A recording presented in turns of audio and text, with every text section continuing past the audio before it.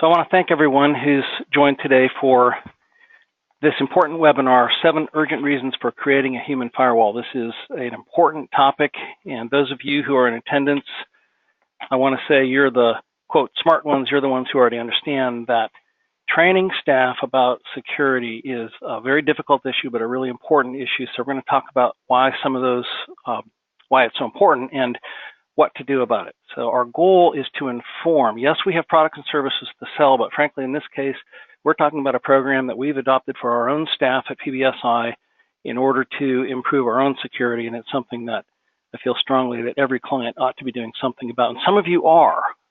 There are some in attendance who already have this program implemented, and congratulations, that's important. So, briefly, our topic, why is security training important? What are the key elements of effective and most effective current security training? We're going to talk about this program created by KnowBe4, implemented by resellers like PBSI for clients. We'll look at actually how that is set up and what you would see and how it would work and how it would impact employees.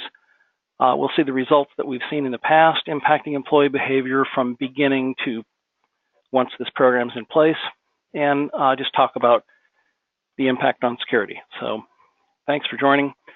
Some of you, I want to thank you very much. You have been clients of PBSI in some cases for years and years, in some cases decades. In some cases, you are new clients. In some cases, this is your first exposure to PBSI. So thank you, clients. And for those not familiar with us, our business is both in healthcare and in business, providing security services and other IT services within Ohio, Kentucky, and Indiana. And we've been doing it for a long time. We have a lot of staff who've been with us for a long time, so really experienced people help clients succeed. So KnowBe4, the content creator of the program we're going to talk about today, is the world's leading security awareness training platform. And one of the things we see from them is regular updates in both security bulletins, but also security content, which you'll see today. For example, you'll see some security content that's already been created for the hurricane victims, and this is typical. So you'll see how this works and why we think it's so useful. So KnowBe4 is the program creator. So I won't spend a long time here, but it's really key to understand why we need protection. So some of you, this is going to be old news, but I'm going to use a couple of links here. So here's a link to an article from Hacker News indicating that on this date, which is back in March now, 1 million new decrypted email addresses were available for sale on the dark web. So the dark web's the other side. You have to have, none of us can get to it. Hopefully none of us want to get to it, but that's where the bad guys live, and email addresses are published for sale. And there are all kinds of violations that have taken place. Just one example. So another site that is frightening lists all the top breaches, in fact, all of the breaches from this year alone. So here's 711 million breaches. Email addresses and other information came from this one site.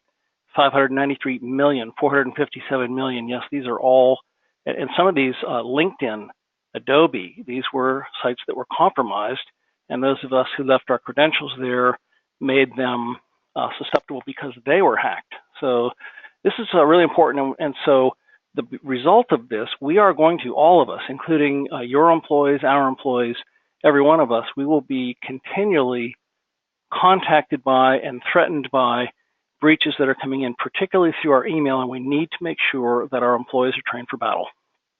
So that's the why. Very briefly, I'm going to show something. This is a separate service we're not talking about today, but if you're interested in this, please let us know, because it's very inexpensive. We learned about this service of dark web search some time ago, and we immediately signed up, and we offer this inexpensively, a few $100s or less, for an organization to find how many of your employee emails have been compromised. I'm going to do a real quick demonstration here, and I'm going to use pbsinet.com, which is our main domain, as a search. So what we're looking at here is this is going out to the dark web. Oh, I need to say I agree. This is a highly secure. I needed to do two-factor authentication to get to this site. This is not something that's available to the public. And you'll see here, starting most recently, August 13th, the most recent one, several on that date, June, this shows all the exposures within the last year of all PBSI employees who've had something exposed. Now, this doesn't necessarily mean a PBSI employee made a mistake or did something bad. It simply means that some site to which they subscribed was hacked, and now their email address, and this displays the first part of their password. Our experience is that these passwords are really the real passwords. My own is here, and when I saw that my own password and email were exposed, I was shocked, but I've learned none of us should be shocked. So we can do this kind of a query for any of your domain email addresses if you'd like. Inexpensive. We can supply to you all the names of folks that you've have employees, and many of these would be former employees. These dates are not the date that an event happened. It was the date that the email address was put up for sale on the dark web. So just so you know, it's a frightening world out there, and kind of that's my attempt to say this is why we're talking about this information. So what are the main threats? And there are all kinds of statistics. So threats that security training will impact would be ransomware, things that come by email, phishing emails, CEO fraud and spear phishing emails, and now vishing, very similarly, phone calls that come in because the hackers have learned the extension of the CEO and learned the extension of the CFO and so forth within the office. So phone calls come in instead of emails saying, hey, your CEO is authorized to do this, please complete this transaction. So these are very real and they're dangerous, and they happen in small organizations. We have several clients who've been attacked through targeted emails to specific job functions within the organizations. More and more, there have been some widely publicized events, but not many are widely publicized, where refrigerators and copiers and printers and postage machines called the Internet of Things, collectively things that have access to the Internet that don't have a login and password. Sometimes those can be very, very insecure, and they're common targets, increasingly common targets for hackers. So the importance of understanding these things and doing what we can to learn individually what we need to protect our environment is critical. And it's not just you listening to this webinar, not the leaders of the organization or the leaders of IT, but it's each employee. That's what we're trying to talk about, is how do we get information about what needs to be understood to protect organization in the hands of employees at each desktop. Unprotected web services, frequently called drive-by web, where you might go to AOL.com, just as an example, and I'm not citing AOL as a problem area, but they have an advertiser, and sometimes simply by clicking on a news article, you have exposed information from your click to somebody who AOL doesn't know is bad, but they're using the data that they're collecting for bad purposes. So, and of course, already exposed passwords, those are the ones I just talked about that are already for sale out there on the internet. And some of those passwords have, email addresses have passwords. They have, in some cases, phone numbers, social security numbers. The more data associated with a particular account, credit card numbers, the more valuable the data is, and the more likely hackers will try to use that in exploit. So there are areas where we need to train employees so that they can understand and practice caution.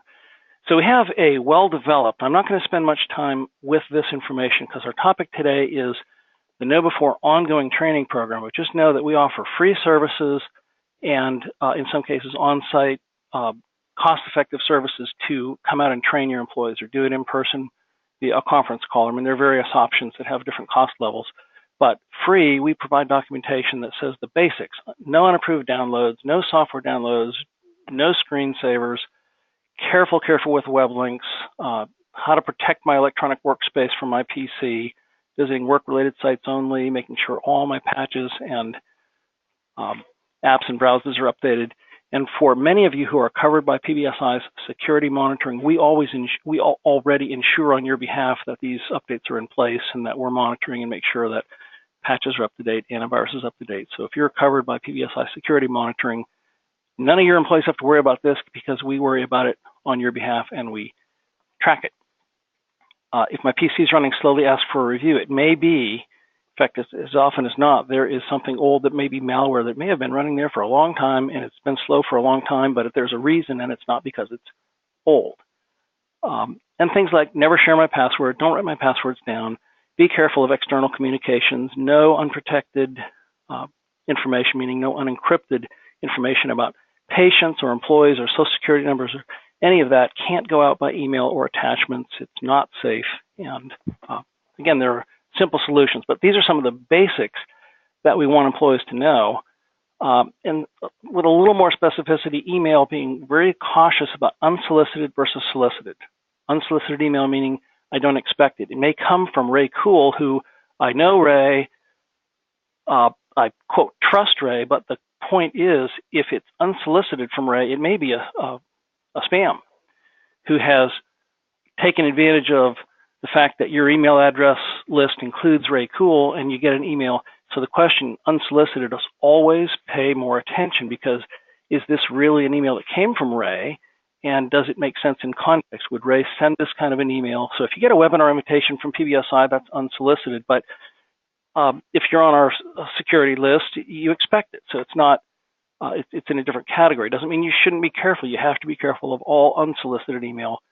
But things like time of day, who else is sent the email to, what kind of contact, anything out of character, basically antenna up. And there's a long list of things about which we need to have our antenna up. And essentially, this is some of the most critical stuff that we want to make sure employees understand. And the question is, this whole webinar, the question is, how do we make sure that employees don't just hear this and say, yeah, and they go on, and then they really don't pay attention the next time they look at email, what exactly they're supposed to be looking for. We want to make sure that it gets to them. And how do we do that? And that's kind of the thing. How do we do that? And links and most current thing, hurricane donation scams. I mean, these are, every news event will solicit some or elicit some scammers trying to take advantage of people's knowledge, or they'll surprise with current information. Any recent event, you'll see today, if I get to this in showing demonstration, how KnowBe4 has created content that's newsy and incorrect, but very interesting. Like, one of the fighters in the recent big fight was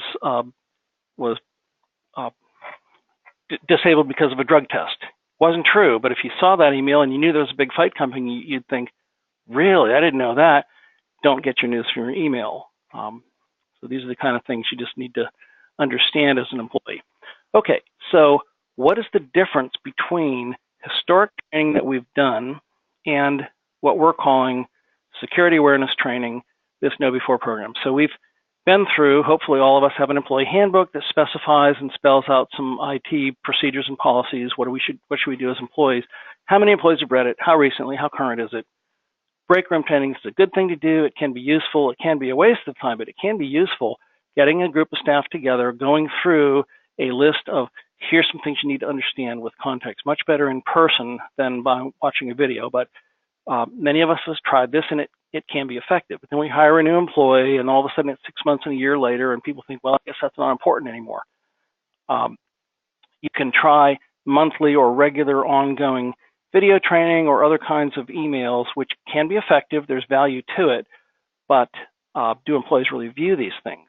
And without any ability to test or track which employees have really taken advantage of it, you really have no idea, most of us, if we've tried this, whether this is having an impact and doing exactly what we want for employees or not.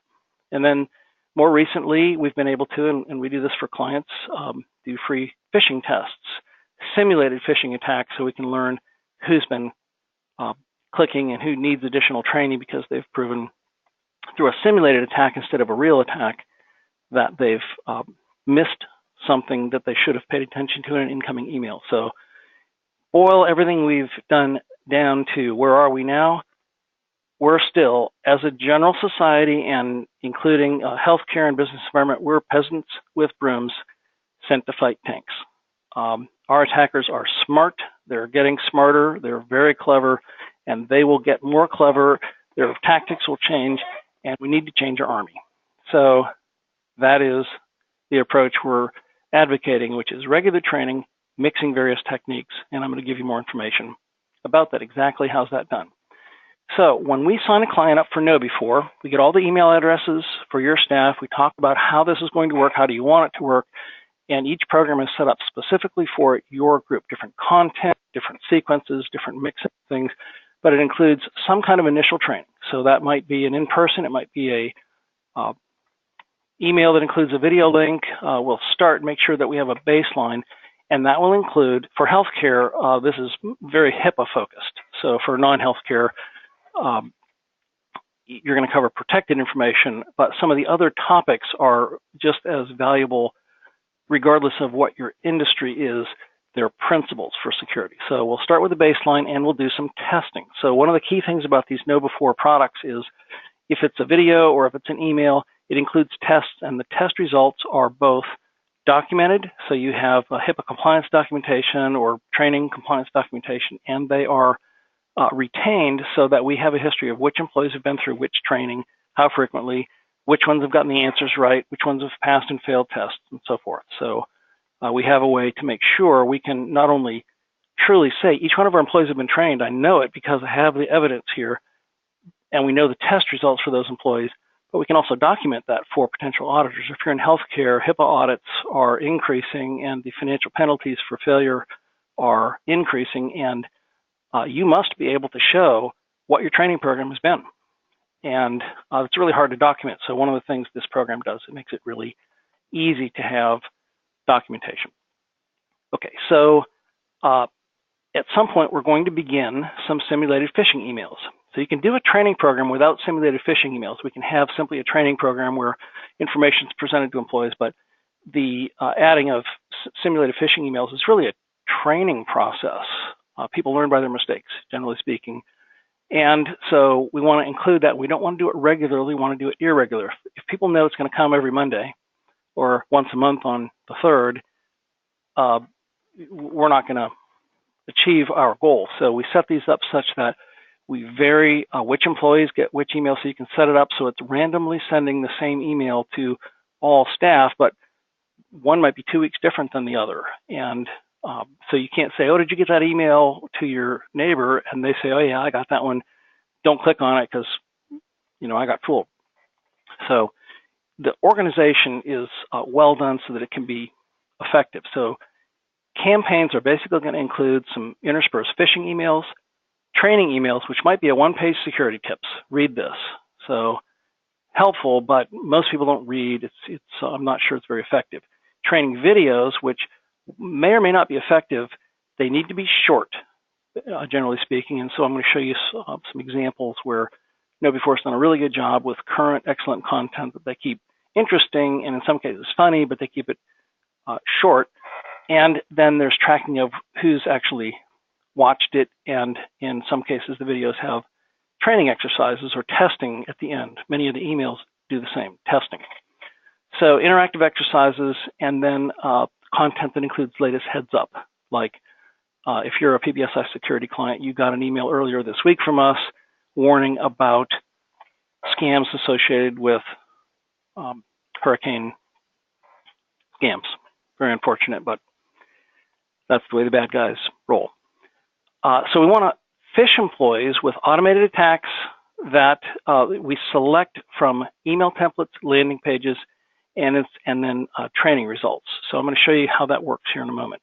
So I'm now going to demonstrate this. You'll see that the setup of a training campaign includes, initially done between a PBSI security manager and one person at your organization will agree on what this campaign should look like, how frequently, what kinds of content. You get a chance to look at the content. You can give us feedback.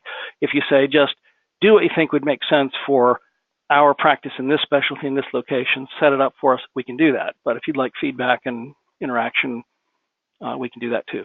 So we'll look at email templates, landing pages, reporting. So I'm going to do that now. So I'm going to go to PBSI's dashboard, and I'm going to see, I'm going to pick PBSI. As I said, we use this internally, and we're going to look at phishing, training, and reporting. So as an example, so each campaign is going to include some phishing, some training, some videos, always reporting. So what does phishing look like? Phishing, there are campaigns we can set up for phishing. We can set this up a year in advance where they're going to go out on this schedule to this group of employees, and PBSI takes care of on your behalf managing your employee list. So you tell us when you have a new employee and we add them or remove them from the list. You can also do that online. You don't need us to do it, but we do it at no extra cost, so you can. So for each operation, we're going to set up a campaign. We're going to choose email templates. We're going to choose landing pages. So campaigns, these are the campaigns that have been run at PBSI. So if I pick this one campaign, you'll see that the email template that we sent to PBSI was right after the person was kicked off of the United Airlines flight. This email came to my inbox and it said, United Airlines CEO resigns over controversy. I remember seeing that email. I didn't know it was coming because our administrator handles this. And I remember thinking, that's interesting. I did not know that. Well, in fact, it was a lie. This person did not resign, but this would have, if I'd have clicked on this, when I got the email, it would have resulted in this landing page. So you have an email, which is attempted to fool me, and a landing page which is attempting to teach me. So landing pages, there are all kinds of different choices. So here's what you didn't do, employee. You made a mistake. Here's what you should be looking for. So I'll show you some of these examples of emails and landing pages. So within a phishing campaign, we're going to start. We have a bunch of templates that we've already ferreted out from the group, but system templates are where we start from because KnowBe4 is always creating new content. And among the most interesting to me is usually in current events, because this is where, and I'm going to get this in date most recently modified sequence, you'll see all of these templates are from 2017. These are the templates created in August, a whole bunch of them just in August, one on August 28th, which is the Salvation Army hurricane. So here is an example. I'm going to view this now. This would be an example of an email we could choose that would, it would be from Salvation Army. And the website would say salvation-army.com. That's not a real website, but it sure looks real. And its recipient list is Salvation Army and donate now and how much. I mean, it's really pretty well done. And if I clicked on something in here, I would get a landing page. So you choose the landing page separately, but that's just one example. So Charlottesville driver acquitted by grand jury. Really, I didn't know that. Well, that never happened. And here's the email that was created to phish that. So one of the things that needs to be true, if we're going to do phishing campaigns, they need to be close enough to the evil intent of hackers and scammers that they'd be believable, because we are trying to trap people. We're trying to make employees make a mistake so that they can learn that you just can't get your news from your email. You can't click on things that aren't really following a list of criteria. So there's email templates to pick from, and then there's landing pages to pick from. So landing pages, I'll just show you a short group of these. There are all kinds of examples. So I'm going to pick this landing page, where in this case it is, and this comes in reverse as well. It doesn't have to be orange background. That's kind of ugly. But it comes with the training, but it also looks at the email that was sent, and it shows what in this email should have been a highlight. So to me, I really like this one because it gives you this red underline that's saying you should have been able to see this from the email you clicked on. And so just one example of a landing page. I'll do a couple others here real quickly. So if we want to simulate a ransomware, this is really a fake ransomware. The employee clicked on this and it says, you would have been in bad shape, but fortunately this was a test email. So of course all of this is tracked, and so though the employee, it might be the end of the story for the employee, now there's tracking taking place, and we can go back and figure out how do we train, because we're not trying to fire, we're not trying to criticize, we're trying to learn so we can train employees. So some of these, I think really cleverly, they look like, here's the Amazon, this is actually the landing page. It's what looks like a real Amazon login, and in my case I have some automatic logins I can choose from, so I'm not going to do that, but this, instead of going to Amazon, would be capturing the information that I'm purportedly giving to Amazon. So it might come in an email that says, you need to update your Amazon account. Please click this link. So again, the opportunity for really effective training is quite good. And then some of these might go to a video, and we would choose which video. So here's a case where this video is, you made a mistake, you have to watch this video, and we're going to track whether you do. Now, this is kind of a stupid one, but you're going to find out if you listen to that was humorous and not, they really weren't trying to make that interesting by doing that dancing. So, but there are a lot of really good video choices. So finally, all of this is tracked by reports. So we know the most click-prone users, and we can look at their history, but there's other reporting that can show what's happened with all tests that have been done between this date, and we can vary the kind of reporting that's done. So phishing tracking is it's one of the basic elements. So then we're going to intersperse that with training. So some of the training things that can be done might be just directing email that says, read this attachment, or here's the information that we want you to learn now. Here's a short refresh on HIPAA requirements for each employee in our practice. But same way as with phishing, there are choices. So within training, we can look at, so PBSI is separated out from a long list of videos, those that we think might be really most useful. So how to understand social engineering, which is the art of fooling people through emails. Social media best practices, what should you be doing or not doing on Facebook. Strong passwords, ransomware, credit card security, so this might apply to your organization. And generally speaking, these are short. They're 3 minutes, or they're 4 minutes, or they're 5 minutes.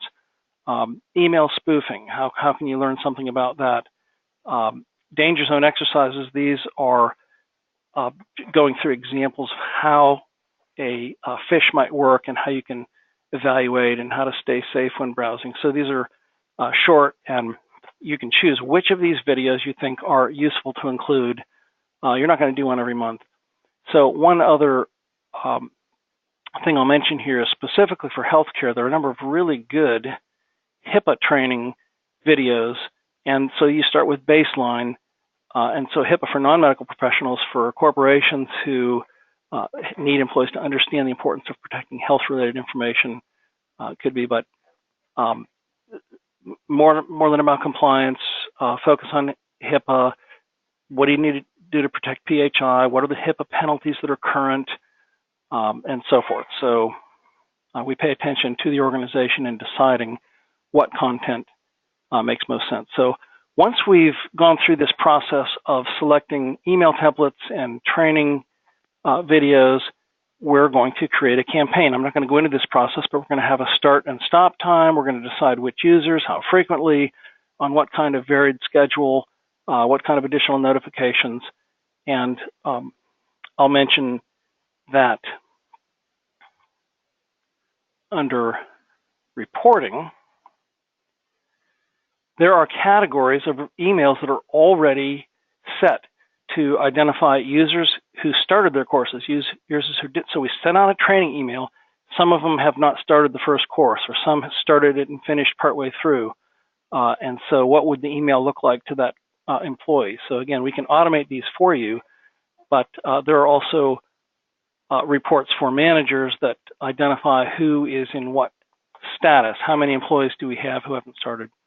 So the management of this has been well thought through. Okay, so that hopefully gives you a feel for what a training campaign would look like. And if it's well thought through and it's customized for your staff will learn. And if they don't, you will know that they don't. And regardless of whether they do or don't, I mean, our goal certainly is absolutely that they do learn. That's important. But for those of you who have audit penalties in view, the fact is you have now documented for quite a cost-effective process that you have done more than virtually all other organizations are doing to make sure you're staying in compliance. So quickly, the summary of what KnowBe4 has seen over a period of time is that the baseline test that's done in a typical organization shows an average phish prone. In other words, they would click on something that shouldn't have 15% of the time, and that quickly goes down, which is exactly what we've seen. Once somebody makes a mistake once, they're much less likely to make it a second time. Once they make it a second time, they're much less, it does its job. It makes people really cautious. They don't know if this email they're looking at is a phishing email and that phishing email, by the way, could say it's coming from security services at PBSI, or it could say it's coming from manager name at your organization, or it could simply not indicate where it's coming from, and they don't have any idea. Now, training emails you'd want to come from you, or you'd want them to come from PBSI, and again, we set that up for you. So among the things that are included, so all PBSI clients get Platinum, so that means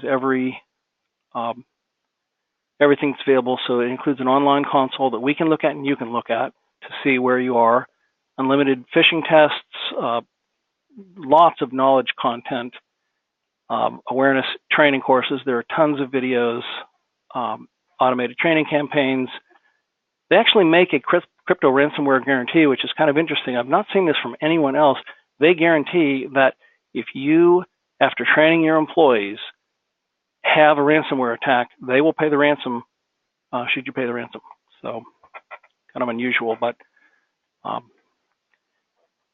ransomware is virtually always succeeds by the mistake of one person in the organization. Phishing alerts, training modules, email exposure checks, vishing tests, which we haven't talked about, but the vishing is phone phishing. So how do we evaluate what is an increasing problem for me, I presume it is for you, is phone calls that come from an unknown number. And in some cases, it's a sales thing from somebody who doesn't know I'm on the do not call list, but in some cases, it is a vishing attempt to extract information from me. Hey, your bill's overdue and you need to pay this. Give me your credit card number. So USB test drives, we can set it up so that you automatic download to a USB, leave it in your parking lot. You should have a policy that says nobody can load a USB that isn't come from a known place within the organization or from a secured place. If somebody finds it in the parking lot and plugs it in, it will immediately say, oops, you shouldn't have done that, and we'll send an email to administrator and to PBSI saying, this is the employee who found that USB in the parking lot and they plugged it in, so they should be trained. So a lot of different components here. And so hopefully this helps to increase awareness of what's available. So what happens if you elect to do this, you pay the same thing to PBSI as you would to KnowBe4. So as a reseller, there's margin for us in terms of monthly fees, but you pay the same thing no matter where you get it. And what you get is PBSI set up an oversight to set up campaigns, manage, and pay attention to what's not going on. If you don't have an organization name, we can set one up for you. So if you're, say, a medical office using Gmail addresses, we can still set an @MyPractice domain for you. Again, very cost effective. Typically, you need minimum of 25 folks to sign up for KnowBe4, but PBSI has lots of clients of all kinds of varying sizes, and so you can sign up with as few as 3 people and have a KnowBe4 campaign run. So we're finished with content, and I want to thank you for your attention. Know that we have all kinds of other security services that are offered: security monitoring, data scan that finds unprotected data on your systems. Today we wanted to focus on this really important topic of training. So thank you for your attention today.